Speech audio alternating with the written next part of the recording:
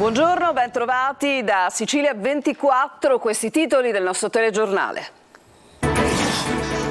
Convocava le studentesse e le molestava nella sua stanza, arrestato dirigente scolastico a Gran Michele nel catanese. Dammi un bacino, dammi un abbraccio, insisteva con le minorenni. L'indagine partita dalla denuncia di una quindicenne. Estremo gesto d'amore di un padre che perde la vita per salvare sua figlia, un 54enne originario di Caltagirone. Vedendo la ragazza in difficoltà in mare a Gela, si è gettato nel disperato tentativo di salvarla. Di nuovo nella bufera, la giudice Apostolico, 4 anni fa, testimoniato per il figlio, poi assolto, sotto processo a Padova per resistenza a pubblico ufficiale. Ed è morta Laura Salafia, la studentessa ferita erroneamente nel 2010 da una pallottola con una sparatoria in piazza Dante a Catania, e da allora rimasta in sedia a rotelle.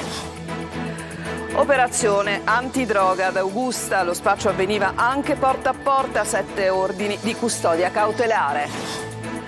Dedicata al tema dell'acqua, la giornata dell'alimentazione che oggi si celebra in tutto il mondo, la FAO denuncia troppo spreco. Calcio, il Catania perde la terza partita in campionato, ma l'allenatore Tabbiani resta almeno per ora al suo posto. Vittoria importante del Messina contro il Giuliano.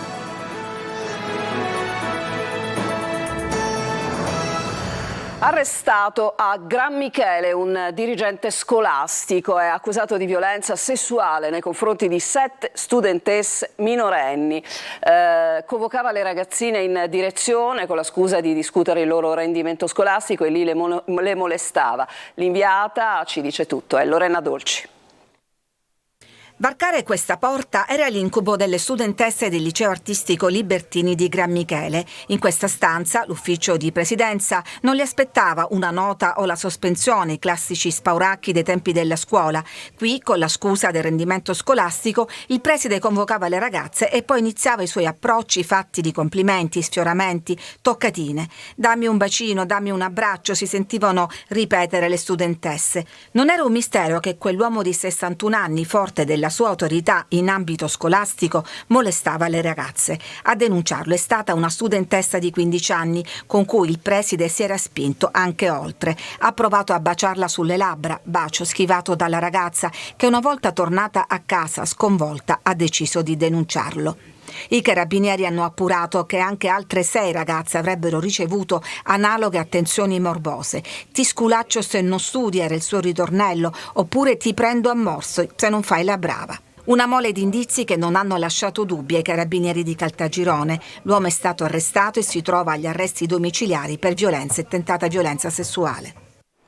E l'intera comunità di Gran Michele, il comune del Catanese, ha accolto con sconcerto e indignazione quello che è appunto accaduto e ha raccolto le testimonianze per noi sempre la collega Lorena Dolci.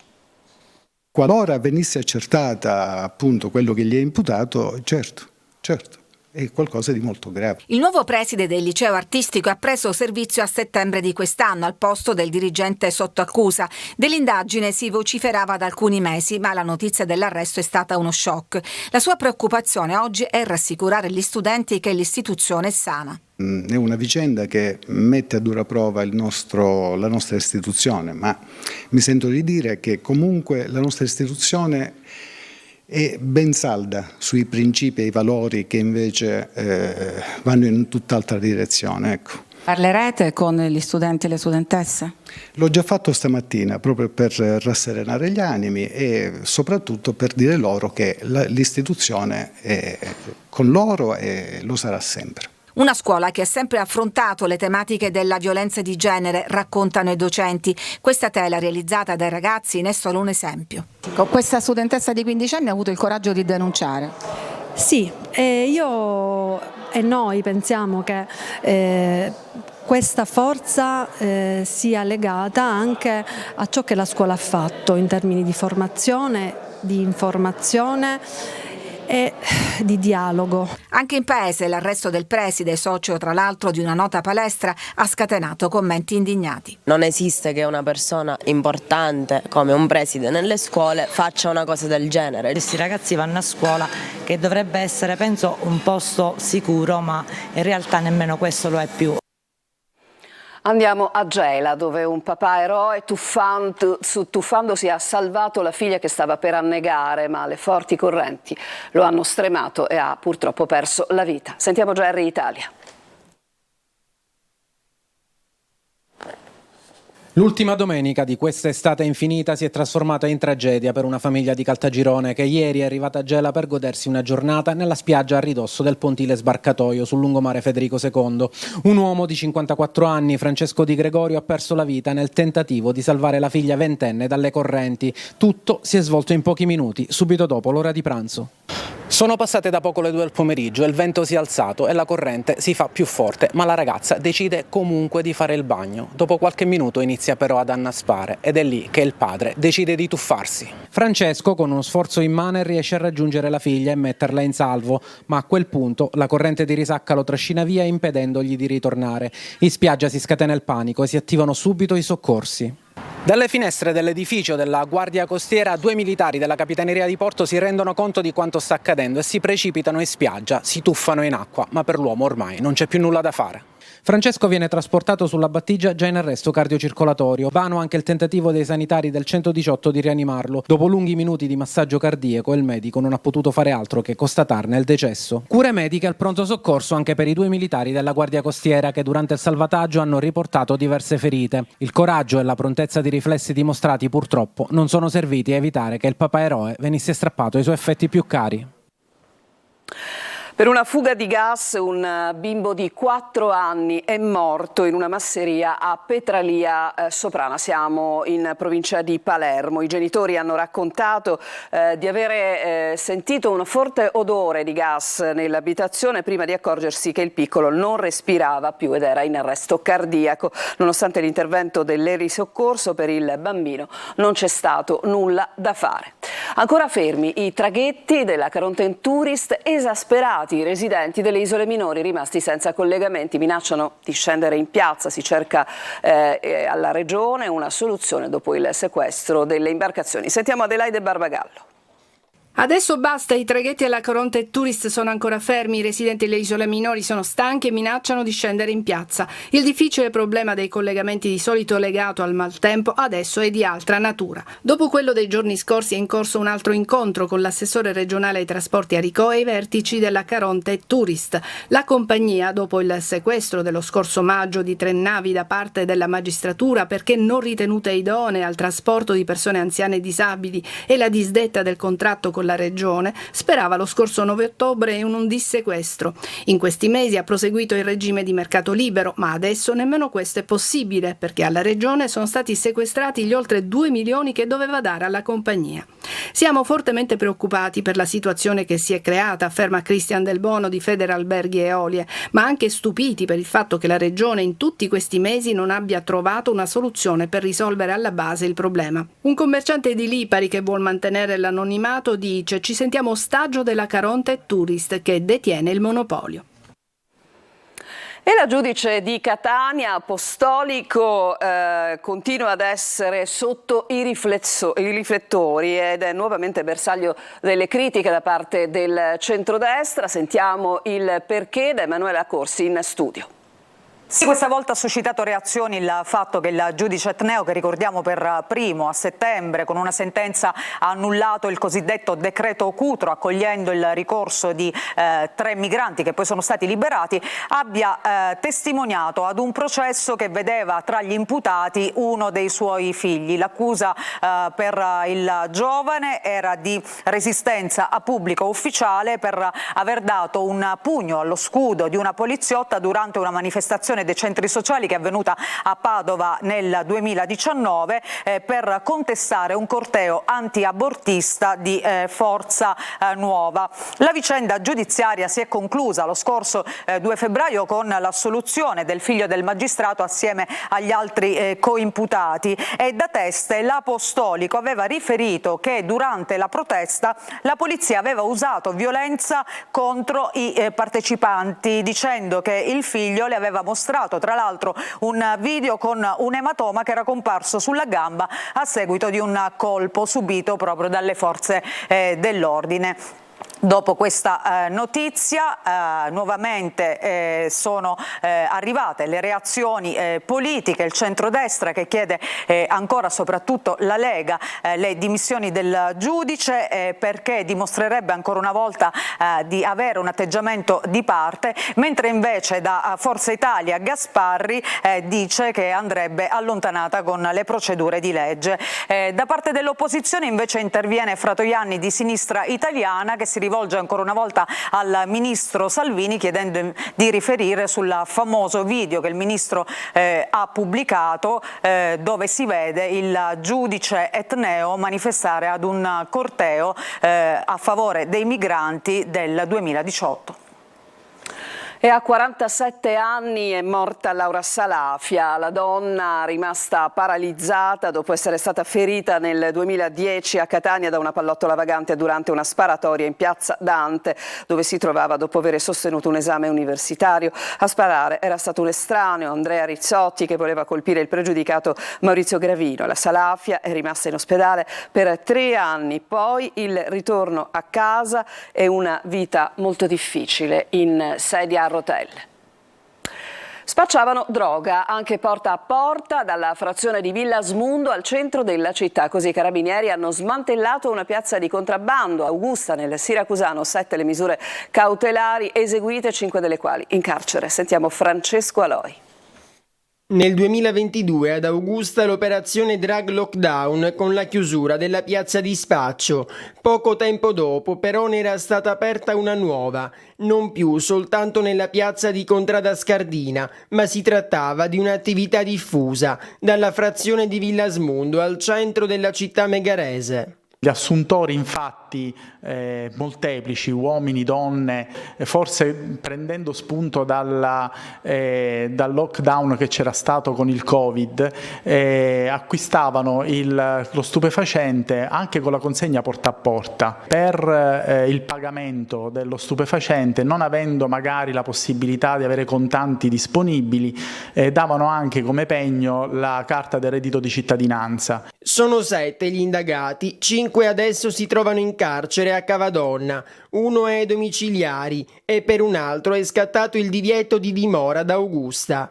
Secondo chi indaga, a coordinare l'attività dell'organizzazione criminale sarebbe stato un 53enne già noto alla giustizia. Era, quello che possiamo dire coordinava le attività dei vari spacciatori nella zona. Oltre un anno di indagini che ha permesso agli investigatori di ridisegnare la mappa dello spaccio. La droga veniva venduta nelle abitazioni oppure direttamente in strada. Gli spacciatori si trovavano anche qui, in uno dei simboli della città. Questo gruppo di spacciatori si riforniva nella città a Catania, al quartiere di Picanello.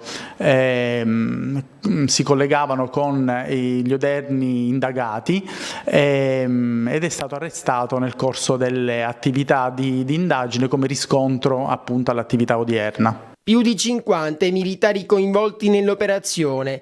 Trovati 1,5 kg di marijuana già essiccata, 800 grammi di hashish e 5 piante di marijuana. Sequestrati anche quasi 2.000 euro, probabilmente provento dello spaccio.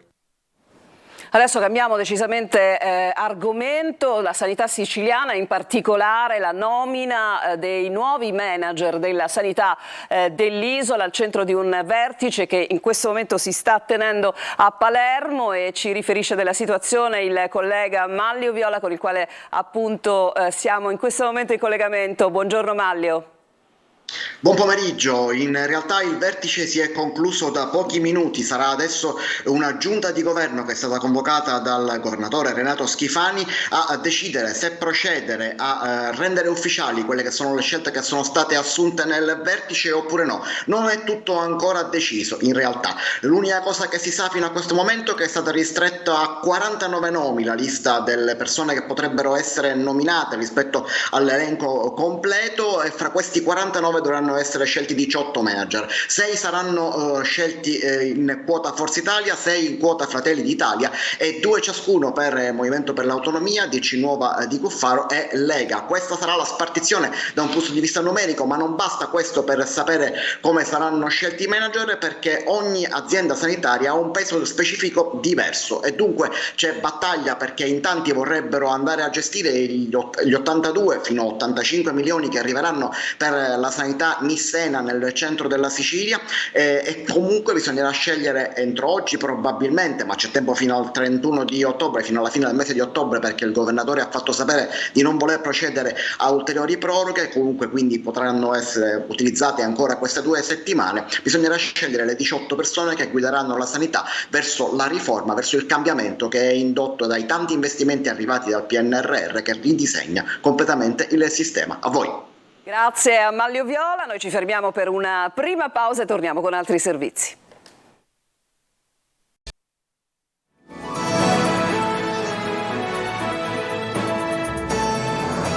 Seconda parte di Sicilia 24, monumenti catanesi nell'oblio, dalla Fontana dei Malavoglia in Piazza Verga alla statua di Garibaldi in via Etnea. Sono esempi di incuria, di abbandono, ma non mancano mai i soliti incivili. Tonino De Mana.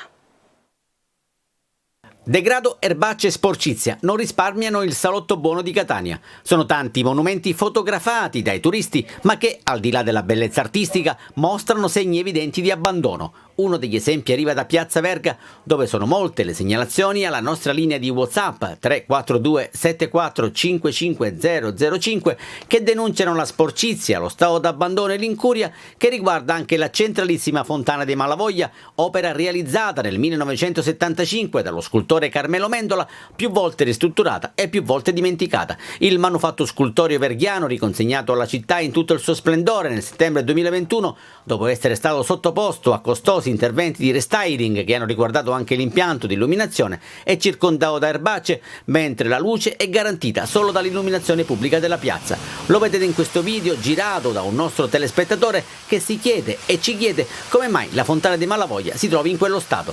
E non va meglio nel perimetro della piazza, dove non mancano i discepoli di sacchetto selvaggio, mentre fioriere ed arredi somigliano ad enormi cestini di rifiuti. In alcuni casi è impossibile godere della frescura della fontana, per fortuna l'acqua c'è, perché le panchine in ferro o in cemento non sono proprio indicate per sedersi ed il motivo è ben visibile ed immaginabile. Ed un'altra segnalazione alla rubrica Ditelo al vostro TG arriva da via Etnea ed in questo caso chiama in causa la statua di Giuseppe Garibaldi, ai piedi dell'eroe dei due mondi, appellativo che si è guadagnato per le imprese militari compiute in Europa ed in America meridionale, scene di ordinario degrado con i soliti incivili che utilizzano l'aiola per gettare cartacce, lattine, rifiuti e cartone. Anche in questo caso nessuno sembra vedere, compreso chi si dovrebbe occupare della pulizia. Abbiamo volutamente atteso 2 settimane prima di dar voce al nostro telespettatore, nella speranza che in quel lasso di tempo qualcuno avrebbe ripulito il monumento. Ed invece nulla. L'attesa è servita solo per far aumentare il volume della spazzatura e delle sterpaglie.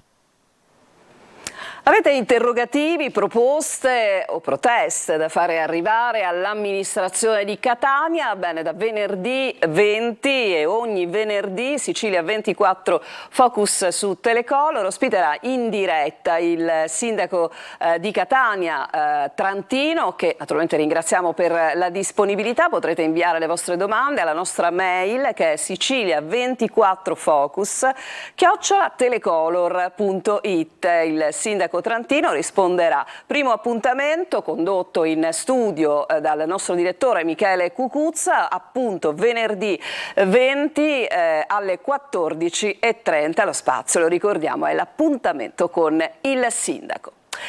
E oggi è la giornata dedicata all'alimentazione, la giornata dell'alimentazione, tutta dedicata all'acqua e al suo spreco. Le denunce arrivano naturalmente da più parti, in primis dalla FAO. Per la Caritas ogni giorno bisognerebbe ricordare l'importanza della nutrizione di fronte alla povertà diffusa. Simona Mazzone.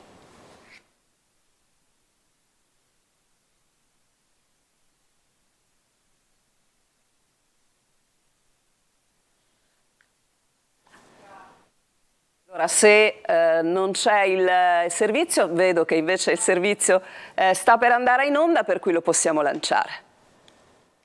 E l'acqua è il tema scelto quest'anno per la giornata mondiale dell'alimentazione che si celebra il 16 ottobre. L'acqua è vita, ci nutre, è lo slogan che pone l'accento sulla necessità di tutelare le risorse idriche del pianeta. Come in agricoltura, è questo infatti il settore maggiormente responsabile del consumo di acqua mondiale, il 72% rispetto al 16% dell'industria e al 12% dei comuni per le abitazioni e i servizi, tanto che allo studio una soluzione per coltivare il cibo utilizzando meno acqua. Secondo i dati riportati dalla FAO, negli ultimi decenni le risorse di acqua potabile pro capite sono diminuite del 20% e oggi quasi 2,5 miliardi di persone vive in paesi soggetti a stress idrico.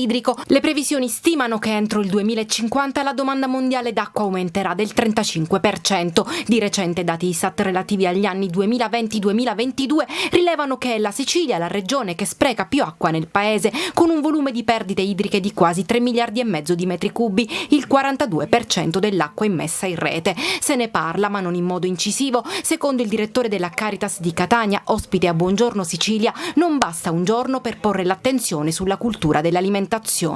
Ogni giorno dovrebbe essere la giornata mondiale dell'alimentazione, non solo secondo una necessità urgente che significa dare da mangiare a chi non ne ha, ma proprio preventivamente cercando di riconoscere a monte il valore di quello che tante volte sprechiamo. E dai governi, ma anche dalle scuole e dalle famiglie che deve partire una cultura attenta alla salute e alla vita per evitare ogni forma di spreco. L'emergenza riguarda più ancora che il dato visibile, e cioè il povero che viene a chiederti da mangiare, l'emergenza riguarda ciò che c'è a monte, una indifferenza diffusa, una noncuranza diffusa. Il WWF oggi invia un messaggio a tutti i consumatori al fine di adottare stili alimentari più responsabili per la salute e per l'ambiente. In Italia abbiamo la migliore delle diete, quella mediterranea, ma purtroppo molti giovani non la seguono e sono sempre più in sovrappeso e malnutriti. Noi ci fermiamo per un'altra pausa e poi un'ampia pagina dedicata al calcio.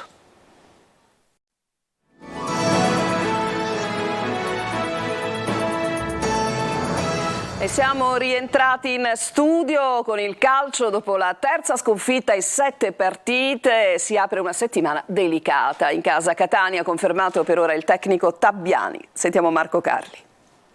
Fiducia a tempo, un po' per tutti, Tabbiani in testa ovviamente. Si apre una settimana delicata in casa Catania dopo la terza sconfitta in 7 partite e Grella sarà presente fin dal primo allenamento di martedì.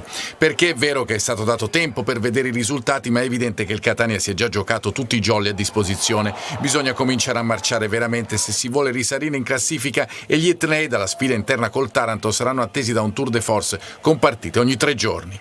No, sicuramente è una partita che non ha convinto. Io penso che essendo l'allenatore sia giusto che debba cercare di trovare un abito giusto da mettere alla squadra. Per quanto riguarda i contratti a termine, noi allenatori viviamo con contratti a termine, cioè firmiamo contratti magari di 1 anno, 2 anni, ma poi in realtà abbiamo sempre un termine e come ho già detto altre volte, tanto bene o male dalla seconda o terza che si dice che magari dovrei andare via, quindi ogni settimana può essere l'ultima. Io lavoro pensando che invece devo costruire qualcosa per un domani. A Castellammare è andato in scena per certi versi un film già visto, 1-0 per gli avversari, siglato da Meli e condizionato da un fuorigioco in partenza di Candellone, e poi Catania che non reagisce, gioca a ritmo compassato e non ha coraggio. Serve un cambio di modulo per creare qualcosa nella ripresa, ma evidentemente non basta. Nel club c'è la convinzione che quando questa squadra alzerà il ritmo cambierà tutto e che il divario in classifica con la capolista a ben 10 punti, anche se gli etnei devono recuperare una partita,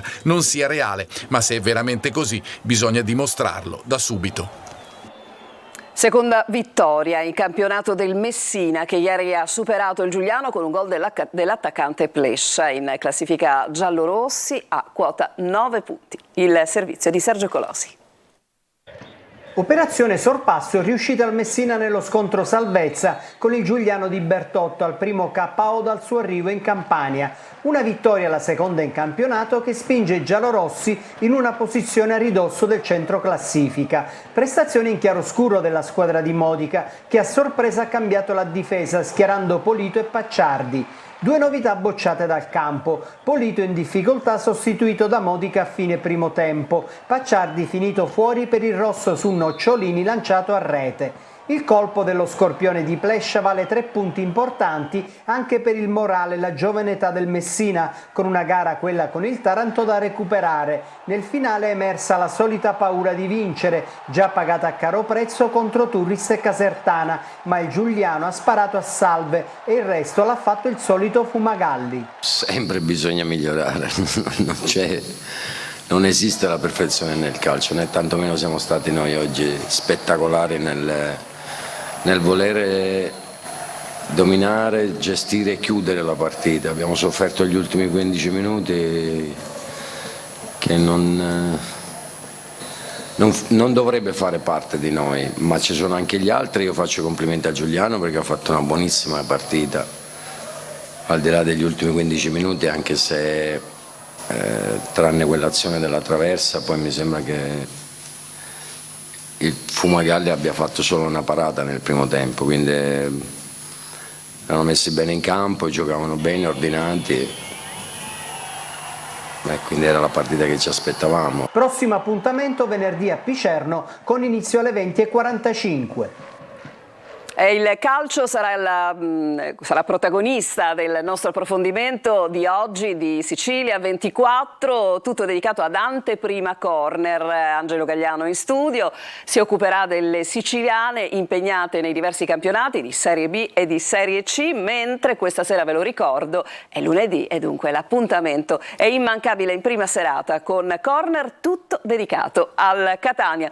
Adesso è veramente tutto, vi ringrazio per averci seguito. Vi auguro un buon proseguimento di giornata.